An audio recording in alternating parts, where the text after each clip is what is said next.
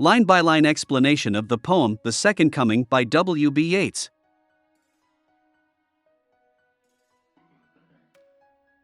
Line 1. Turning and turning in the widening gyre. The poem begins with the image of a widening gyre, which represents a spiral or vortex expanding outward. This symbolizes the breakdown of order as the current cycle of history reaches its chaotic end. Yeats believed history moves in cycles, and as the gyre widens, it loses coherence and control. Line 2. The falcon cannot hear the falconer. The falcon, a metaphor for humanity, has strayed too far from its guiding force, the falconer, who symbolizes authority or divine guidance. This suggests a disconnect between humanity and the values or principles that once directed it. Line 3. Things fall apart, the center cannot hold. This line emphasizes the collapse of stability and order. The center, symbolizing societal or moral foundations, has lost its power to bind and sustain, leading to chaos and disintegration. Line 4. Mere anarchy is loosed upon the world. As order disintegrates, anarchy, the absence of structure and control, spreads. The word mere underscores how pervasive and overwhelming this chaos has become. Line 5. The blood-dimmed tide is loosed, and everywhere. The imagery of a blood-dimmed tide suggests a flood of violence and destruction overtaking the world. The tide is symbolic of historical events like wars or revolutions that engulf humanity. Line 6. The ceremony of innocence is drowned. This line laments the loss of purity and virtue, which are overwhelmed by the chaos and violence of the age. Traditional ideals and innocence are no longer sustainable in such a turbulent time. Line 7. The best lack all conviction, while the worst. This reflects Yeats's belief that good people are paralyzed by doubt and indecision, unable to act with confidence. Meanwhile, those with harmful intentions are filled with unrelenting zeal. Line 8. Are full of passionate intensity.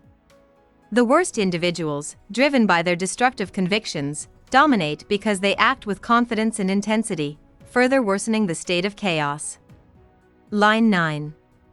Surely some revelation is at hand.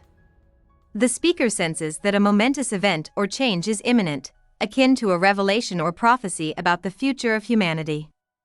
Line 10. Surely the second coming is at hand. Yeats evokes the Christian concept of the second coming of Christ, which traditionally signifies salvation and the establishment of divine order. Here, however, it carries an ominous tone, hinting at a darker transformation. Line 11. The second coming. Hardly are those words out. The repetition of the second coming highlights the speaker's astonishment and dread. Before the thought is fully formed, a new and disturbing vision takes shape. Line 12. When a vast image out of Spiritus Mundi. Spiritus Mundi refers to the collective subconscious, where universal symbols and archetypes reside. The poet sees a vision arising from this shared source of human imagination. Line 13. Troubles my sight, somewhere in sands of the desert. The vision is unsettling and takes place in a desert, symbolizing desolation and spiritual barrenness, reflecting the state of the world. Line 14. A shape with lion body in the head of a man. The vision is of a monstrous creature resembling the Sphinx, with a lion's body, representing power and primal instincts, and a man's head, signifying intellect, albeit detached from morality. Line 15. A gaze blank and pitiless as the sun. The creature's gaze is indifferent and unfeeling, like the sun, which shines relentlessly without regard for life or death. This emphasizes the inhuman and terrifying nature of the beast.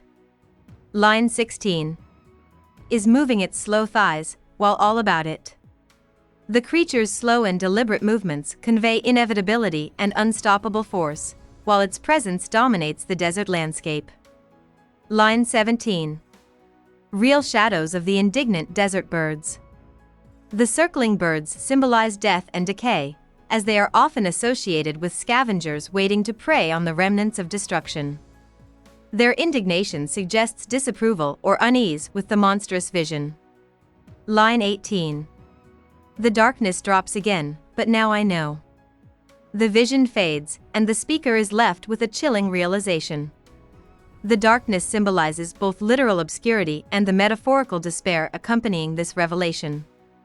Line 19. That 20 centuries of stony sleep. This line refers to the 2,000 years since the birth of Christ, described as a stony sleep, symbolizing dormancy or a period of relative stability. Line 20. We're vexed to nightmare by a rocking cradle. The cradle, traditionally a symbol of birth and hope, is here associated with the awakening of a nightmare. This suggests that the new era being born will bring terror rather than salvation. Line 21.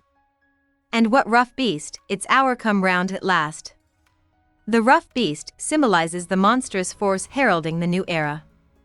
Its time has arrived, fulfilling the inevitable cycle of history's progression. Line 22. Slouches towards Bethlehem to be born? Bethlehem, the birthplace of Christ, is invoked ironically.